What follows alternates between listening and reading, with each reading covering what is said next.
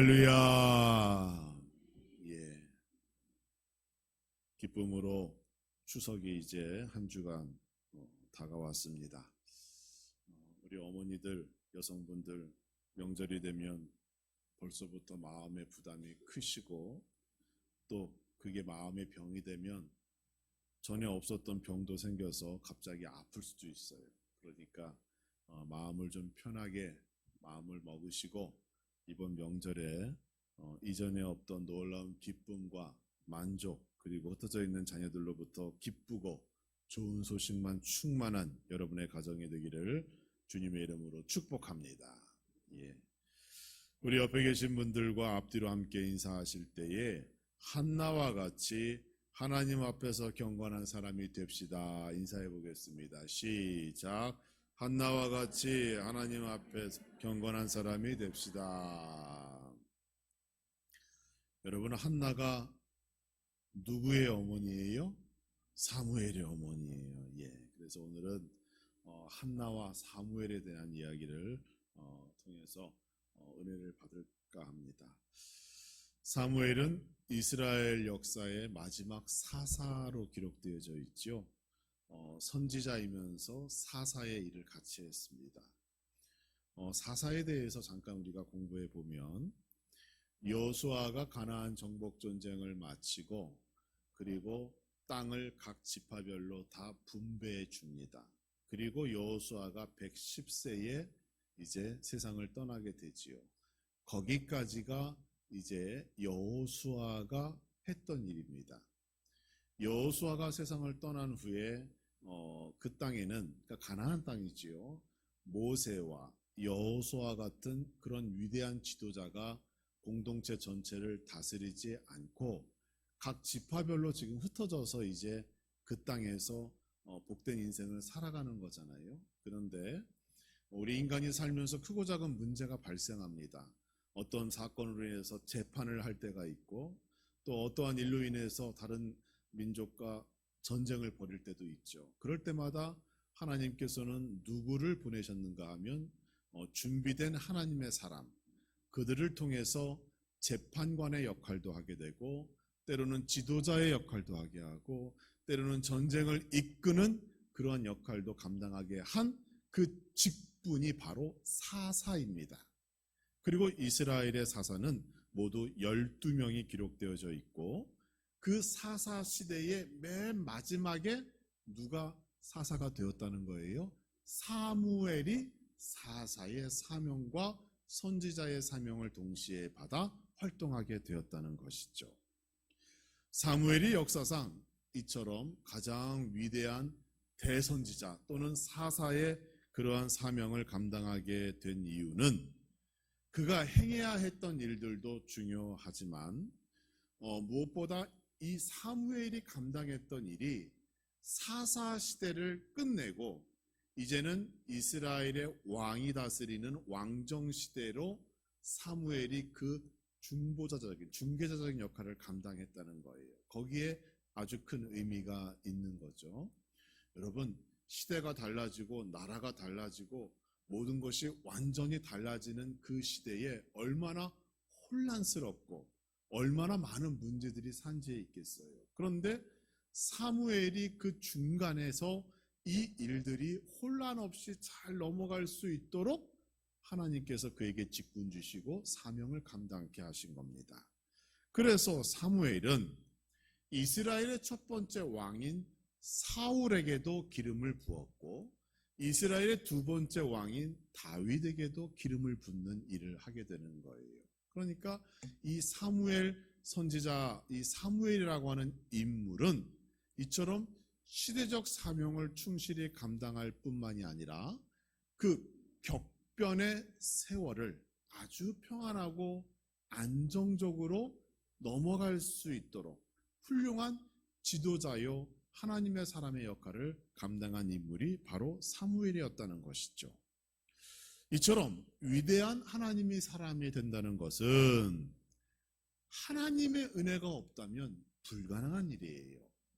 아무리 많이 배우고 아무리 많은 경험이 있다 할지라도 한 나라의 역사를 바꾸고 한 민족의 인생을 좌우할 수 있는 것은 사람의 힘만으로는 불가능하죠.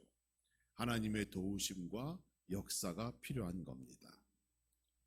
그리고 거기에 한 가지 더 필요한 것이 있다면 사무엘을 사무엘처럼 만든, 그를 하나님의 사람으로 만든 그 부모님, 그 가정의 역할이 무엇보다 중요했다는 겁니다.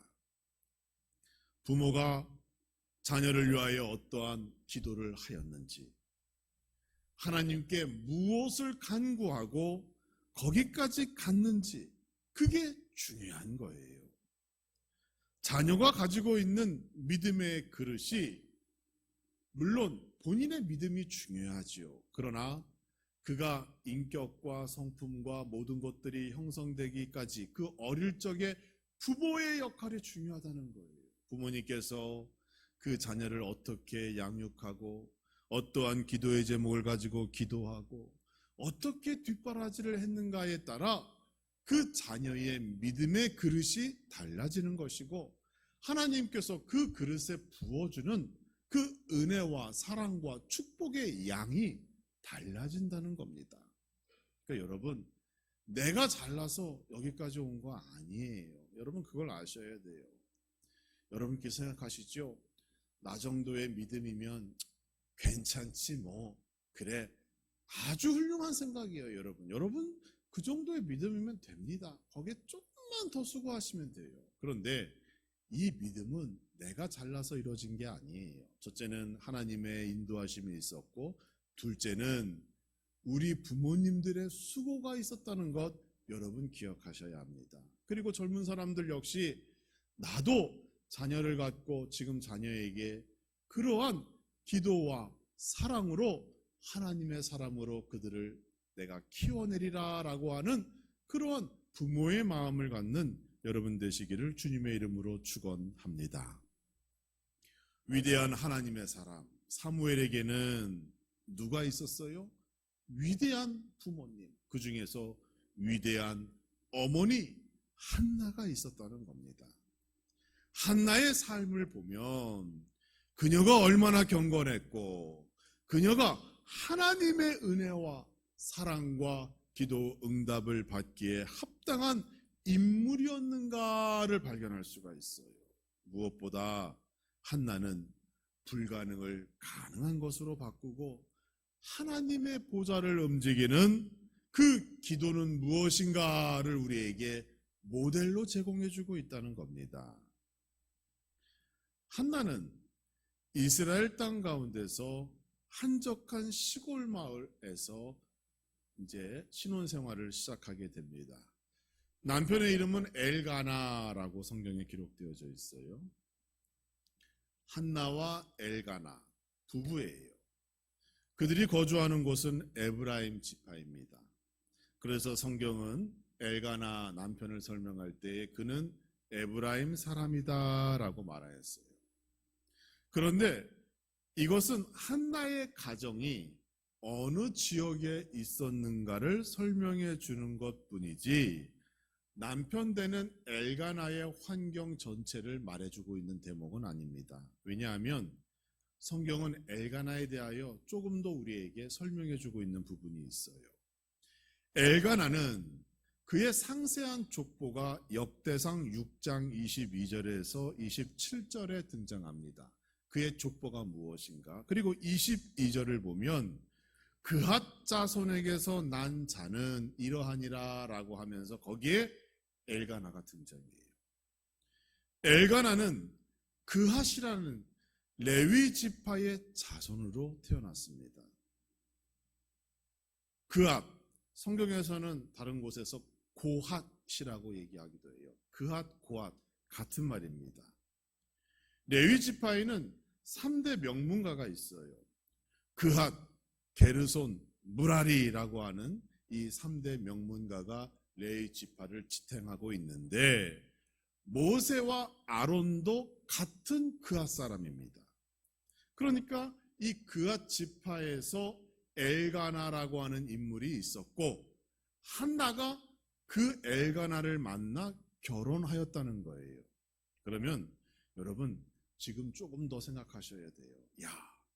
레위 사람이었던 엘가나 그리고 그의 부인 한나는 하나님의 일에 직접적으로 간접적으로 많은 일을 했겠구나라고 생각하셔야 돼요. 그핫 지파가 받은 임무가 무엇이었는가 하면 광야 40년의 시간 동안 그들은 언약궤를 운반하고 설치하는 일을 그핫 자손이 맡았어요. 그리고 성막 안에서 찬양하고 기도하고 음악을 지도하는 제사장의 일을 그핫 자손이 맡았어요. 그러니까 여러분 생각해 보셔요. 그핫 자손이 그러한 중직을 맡고 있었고 거기에서 엘가나라고 하는 이 레위 사람이 한나라고 하는 여자를 만났을 때에 이 한나는 어때요? 가정에서 어머니의 일, 아내의 일을 하는 것도 있었겠지만 우리 권사님, 집사님들처럼 교회에 나와 성전에 나와 하나님의 일을 많이 감당하는 그러한 배경 속의 여인이었겠구나라고 여러분 생각하시면 됩니다. 레위 지파는 땅을 분배받지 못했죠? 여러분 아시죠? 11지파만 여호수아가 땅을 나눠주었고 레위 지파는 땅을 분배받지 못했습니다. 왜냐하면 그들의 기업은 성전에서 나오는 것, 그게 그들의 기업이었어요. 그 대신에 레위 지파는 임무가 있었습니다. 땅을 분배받지 못하였기 때문에 각 지파별로 흩어진 곳에 살아야 했고 그 땅에서 제공되어지는 지역에서 레위 자손이 흩어지며 살다가 때가 되면 성전에 올라와 봉사해야 했고 그리고 각각의 지역에서 각 지파의 믿음과 신앙을 점검하고 그들을 하나님의 말씀으로 인도하는 사명을 받아 레위 지파가 전국에 흩어져 살아가고 있었는데 엘가나가 살고 있던 지역이 에브라임 땅이었어요. 그래서 성경은 그를 에브라임 사람이라고 표현하고 있지만 사실 엘가나와 한나는 어느 가문의 사람이에요? 레위 지파 가문의 사람이었다는 겁니다. 그러니까 하나님의 일을 하는 아주 중요한 명문가의 집안에 엘가나와 한나가 그 속에 포함되어져 있었다라는 것을 여러분 기억하시면 사무엘이 어릴 적에 어떠한 환경에서 교육받고 자랐는가를 우리가 조금 더 깊이 생각해 볼 수가 있는 겁니다. 성경을 보니까 한나는 남편을 따라 정기적으로 실로에 올라가서 예배 드렸다고 합니다. 그런데 잘 생각해 보면 예배만 드리러 올라간 것이 아니라 엘가나가 하나님의 일을 감당하는 레위 지파 사람이었기 때문에 정기적으로 하나님의 전에 가서 봉사하고 일을 그 부부가 함께 감당했다는 거예요. 물론 여자가 성전 안에 성막 안에 들어갈 수는 없죠. 그러나 그 부부가 그처럼 하나님을 섬기는 일에 깊이 관여하고 있었다라는 것 여러분 생각하시기 바랍니다. 문제는 당시에 영적 혼탁함이 이스라엘 전역에 퍼져 있었다는 거예요. 왜냐하면 당시의 대제사장은 엘리라고 하는 사람이었어요. 엘리에게는 2명의 아들이 있었습니다. 홈리와 비느하스라고 얘기하고 있어요.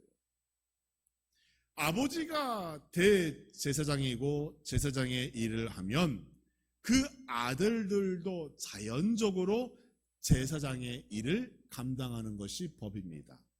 그러니까 아버지가 제사장이었기 때문에 이 2 아들도 성전 안에서 봉사하고 일을 하는 일을 감당했는데 문제는 이 2 아들의 행실이 아주 나빴어요. 성전에서 봉사하는 여인들과 연애질을 막 했어요. 또 하나님께 드리는 예물을 누가 가져오면 중간에서 그걸 가로챘어요. 짐승의 피로 하나님께 제물을 드리고 고기를 삶으면 하나님께 드리기도 전에 가장 좋은 것 건져다가 시장에 팔아서 그걸 돈으로 맞바꾸고 그렇게 두 제사장이 있었다는 겁니다. 사람들이 모를까요? 알죠. 그러니까 사람들은 어떻게 생각합니까? 야, 우리가 아무리 좋은 재물을 가지고 하나님께 예배해도 저 두 명이 중간에 다 가로채 가잖아. 그러니까 예배를 진실되게 드릴 필요가 없겠구나. 이렇게 된 거예요. 그러니까 예배가 형식적으로 갑니다. 전에는 진실되게 잘 준비하여 하나님께 예물 드렸는데 내가 이 예물을 드리면 하나님이 받으시는 것이 아니라 그 두 아들이 중간에서 그걸 빼가니까 이제는 좋은 것으로 하나님께 예배 드리지 않았다는 거예요. 그러니까 당연히 예배가 형식적이고 진실되지 않은 그 상황에서 어떠한 하나님의 은혜가 이스라엘 가운데 임하게 됐을까요? 이러한 영적으로 암울한 시기에 하나님께서는 한 사람을 찾는 겁니다. 누구를 찾아요? 한나라고 하는 여인을 찾으시고 그 한나를 통하여 위대한 사무엘이라는 인물을 하나님께서 보내시는 거예요. 사랑하는 성도 여러분, 여러분도 한나와 같이 시대를 좌우하는 위대한 부모가 되기를 주님의 이름으로 축원합니다. 저는 요즘에 뉴스를 잘 안 봐요. 사회면을 보긴 해요. 사건 사고를 보긴 하지만 정치면은 안 본 지 오래됐습니다. 여러분도 보지 마세요. 맨날 싸우고 맨날 헐뜯고 도대체 어떻게 돌아가는지 모르겠어요. 그렇죠? 예. 그러나 우리에게 희망이 있습니다. 이러한 난세에 하나님께서 예수 잘 믿는 사람을 정말로 국민과 나라를 위하여 목숨 바쳐 일할 사람을 택하시고 세워주실 것이다. 이러한 믿음을 가지고 우리는 기도하는 겁니다.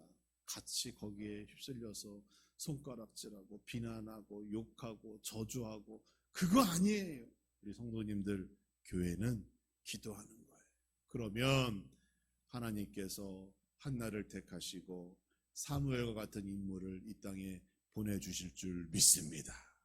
그리고 이왕이면 그러한 역사가 우리 함나 땅에 여러분의 가문에 나타나기를 주님의 이름으로 축원합니다.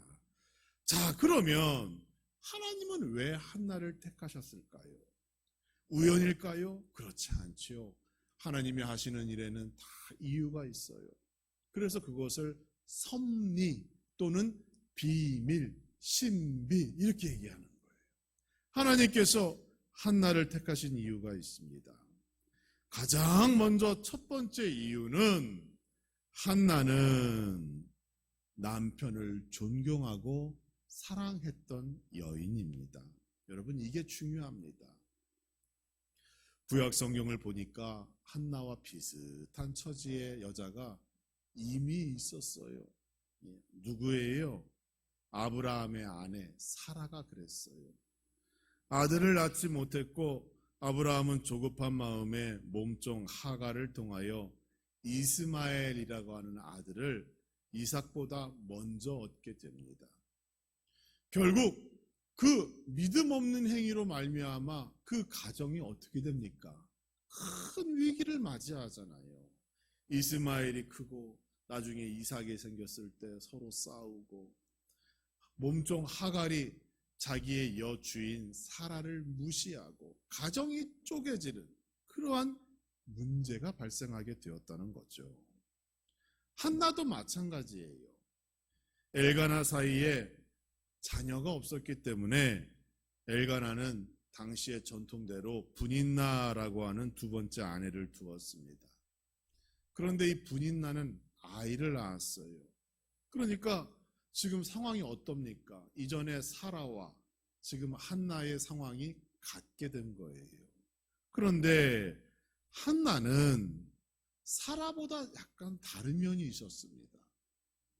성경을 보면 그녀가 남편 엘가나를 극진히 서로 사랑했다라고 하는 표현들이 곳곳에서 발견되어져요. 아브라함과 사라는 이스마엘이라고 하는 그 자식 때문에 가정의 위기를 겪었지만 한나의 가정은 그런 말이 없습니다. 비록 분인나가 한나의 마음을 힘들게 했다는 기록은 있지만 한나는 알고 있었어요. 자기 남편 엘가나가 자신을 얼마나 사랑하는지. 그래서 자신도 남편을 믿고 존경하고 모든 것을 걸고 사랑하는 여인의 모습으로 나옵니다. 가정을 굳게 지킵니다. 가정 안에서 문제를 일으키지 않았어요. 참 지혜 있는 행동의 여인입니다. 남편 엘가나에 대한 그러한 사랑과 신뢰의 결과로 말미암아 그 두 부부 사이에 하나님의 기도응답의 축복이 나타난 겁니다. 여러분, 가정이 잘 되려면 남편과의 사랑이 중요합니다. 아니, 부부간의 사랑이 중요한 거예요, 여러분. 부부가 주 안에서 사랑하고 하나님 앞에서 경건하면 하나님의 역사는 그 가정에 자연적으로 일어납니다. 여러분, 성경을 보세요. 부부 중심으로 그 가정의 역사가 일어나지 자녀 중심으로 역사가 돌아가지 않습니다. 오늘 우리 대한민국은 뭐가 좀 잘못된 것 같아요. 어머니, 아버님, 아버지, 어머니 이 중심이 되는 것이 아니라 지금 누가 중심이 됐어요? 자녀가 중심이 됐어요. 자녀가. 외식을 나가도 우리 아버지 고생하셨으니까 여보 당신 뭐 먹고 싶은 거 드세요. 그게 아니라 아이가 먹자는 거 먹는 거예요. 도대체 어떻게 된 건지 몰라요. 제가 뉴스를 봤습니다. 제가 사회면은 본다고 그랬죠. 대한민국은 지금 자녀를 의사로 만들기 위하여 열풍이 분다고 그래요. 유치원 때부터 3살, 4살이 되면 유치원에 의사반이 따로 있다고 합니다. 거기서 따로 국영수를 교육한대요. 부모가 아이를 의사 만들기 위하여 모든 물질과 정력을 거기에 쏟고 있습니다. 아이가 원하든 아이의 자질 관계도 없어요. 심지어 요즘엔 돌잔치 할 때 물건 잡는 거 하잖아요. 청진기 여러분 아시죠? 거기에 반짝이를 막 붙이고 아이 앞에 떡 놓는데요. 그리고 연필, 실 이런 건 멀찌감치 놓는데요. 그럼 아이가 뭘 잡습니까? 당연히 반짝이 있는 청진기 집죠. 그리고 우리 아이가 의사가 되려고 그런다고 자화자찬하고 좋아한다고 합니다. 강남의 한 초등학교에서 졸업 앨범을 찍는데 장래 너희가 하고 싶은 거 그런 어떤 꿈을 담아서 사진을 찍어라 그랬더니 절반이 의사 가운을 입고 여기에 자기 이름 오버로크 쳐서 와서 의사가 되겠다라고 앨범 사진을 찍었다고 그럽니다. 한 전문가가 얘기했어요. 대한민국 큰일 났대요.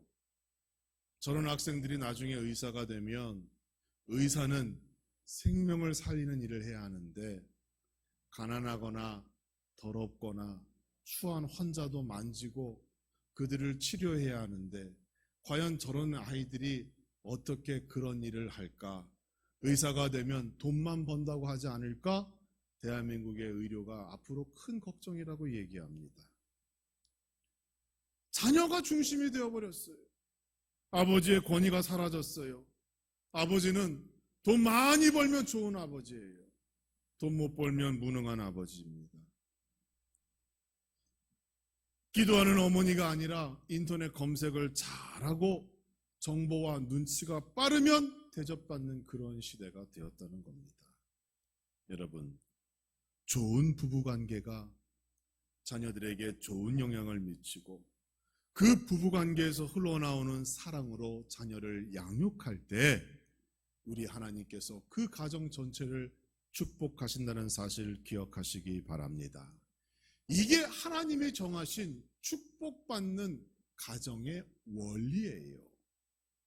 아버지를 사랑하고 존경하고 남편을 사랑하고 남편을 존경하는 모습을 아내가 보일 때 자녀들이 자기 아버지와 자기 어머니를 그대로 존경하며 따라가는 겁니다. 사랑과 희생, 성실과 미덕, 동정심, 이해심, 용서 등등의 성품이 그러한 모습을 통하여 자기 아이에게 심어진다는 사실 여러분 기억하시고, 우리 모든 아내 되는 분들, 여성분들, 나중에 결혼하거나 또 지금의 남편들 극진하게 존경하며 사랑하는 그러한 한나와 같은 모습으로 좋은 믿음의 가정 읽어가시기를 주님의 이름으로 축원합니다. 무엇보다 이 한나와 엘가나는 정기적으로 하나님께 예배하러 갔다는 겁니다. 이게 중요한 거예요. 함께 예배하고 공동의 기도의 제목을 가지고 함께 기도하는데 하나님께서 왜 그 가정을 축복하지 않으시겠습니까? 그러니까 한나의 삶을 보면 하나님께서 축복하시는 가정의 원리, 그 비밀이 거기에 다 드러나게 되는 겁니다. 두 번째로, 한나는 하나님을 너무도 사랑했다는 거예요. 사무엘 어머니 한나는 하나님을 깊이 사랑했습니다.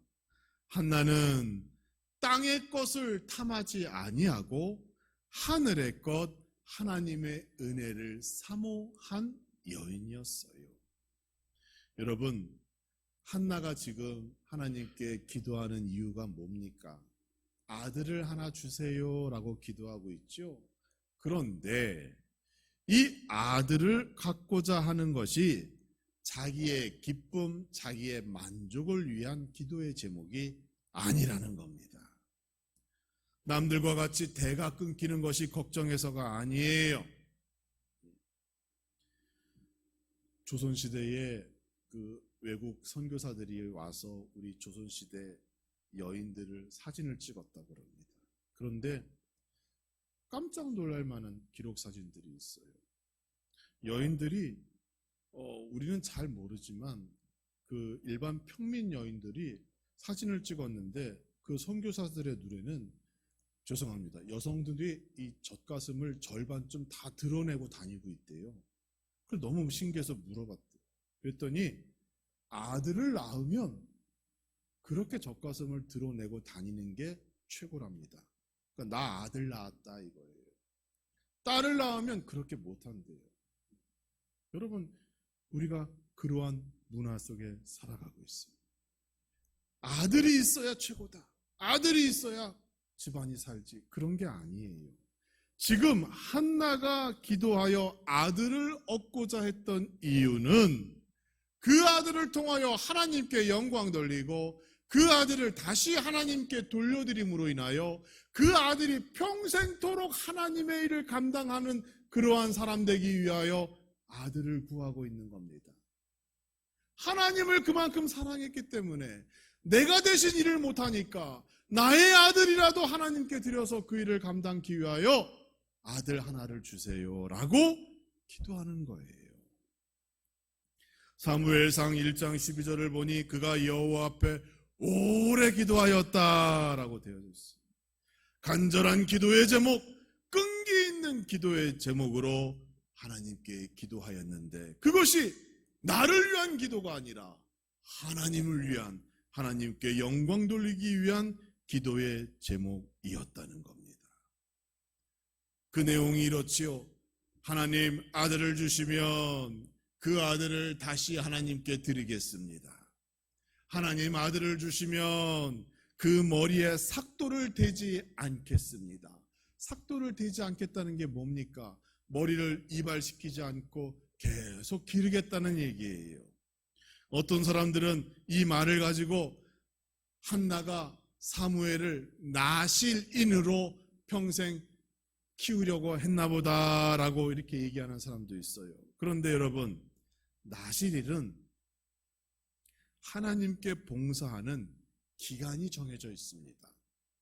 그래서 그 기간이 끝나면 이제 나실인에서 일반 자유인, 일반 사람이 돼서 머리도 깎고 술도 마시고 자기가 원하는 일들을 할 수 있고 또 부모님의 장례도 치를 수 있는 일반인으로 돌아가는 것이 나실인이에요. 그런데 한나의 기도의 내용을 보면 나실인으로서 우리 아들을 드리겠습니다라고 되는 것이 아니라 그 머리에 삭도를 대지 않겠습니다라고까지만 되어 있어요. 이게 무슨 말인가 하면 사무엘을 나실인과 같이 어떤 정해진 기간만 하나님께 봉사하도록 드리는 것이 아니라 평생을 죽을 때까지 하나님의 일을 할 수 있도록 하나님께 드리겠습니다라고 하는 그 위대한 결단의 기도가 그 안에 담겨져 있다는 겁니다. 하나님만을 사랑하고 하나님만을 섬기기를 원했기 때문에 내가 그렇게 할 수 없으니 나의 아들을 하나님께 드립니다 라고 기도합니다. 인간은 절박할 때 일단 위기를 모면하려고 거짓말로 약속할 때가 있어요. 화장실 들어갈 때와 나올 때가 다르다고 하잖아요. 그러나 한나는 그런 마음으로 기도한 것이 아닙니다. 진실되게 사무엘이 젖을 떼고 난 후 그를 성전으로 보내게 되는 거죠. 당시의 여성들은 젖을 뗀다라는 기간을 3년으로 봅니다. 그러니까 3년 동안 아이에게 젖을 먹이며 양육한다는 것이죠. 그러니까 한나가 아들을 얻은 후에 고작 몇 년을 함께 지냈어요? 3년을 같이 있었다는 거예요. 짧은 시간이죠. 그러나 이 3년은 사람이 인격과 성품이 형성되기에 가장 중요한 시간이에요. 사람의 성격, 인품, 성품 이런 것들이 그 3년의 시간 동안 90%가 완성되어진대요. 그러니까 한나는 사무엘을 하나님의 사람으로 그 3년의 시간 동안 집중적으로 양육하고 훈련하고 그를 하나님의 사람으로 성전에 돌려보내게 된 겁니다. 사랑하는 성도 여러분, 자기 아이를 의사 만들기 위하여 가르치는 오늘날의 그 어머니의 모습과는 한나가 완전히 달랐어요. 우리 그리스도인이 그렇게 살면 안 됩니다. 부모의 마음 다 같죠? 다 잘 되기를 원하지요.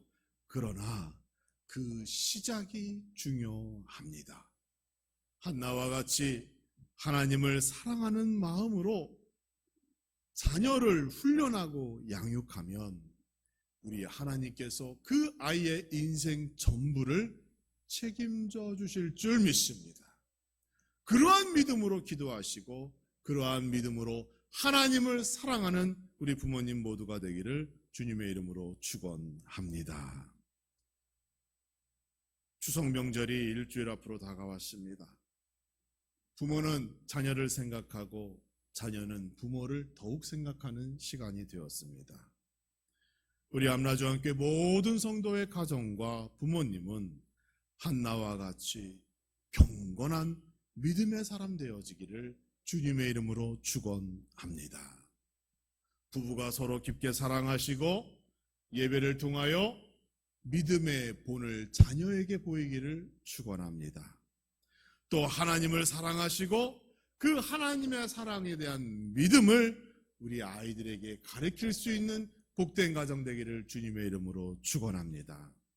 이러한 모습으로 경건한 어머니, 경건한 아버지가 되시고 부모를 공경하며 존경하고 사랑하는 그러한 놀라운 역사가 여러분의 가정에 있어서 모든 가정이 천국으로 변화되어져 이 추석이 정말로 그 어느 때의 시간보다 더 복되고 아름다운 시간 되어지기를 주님의 이름으로 축복합니다.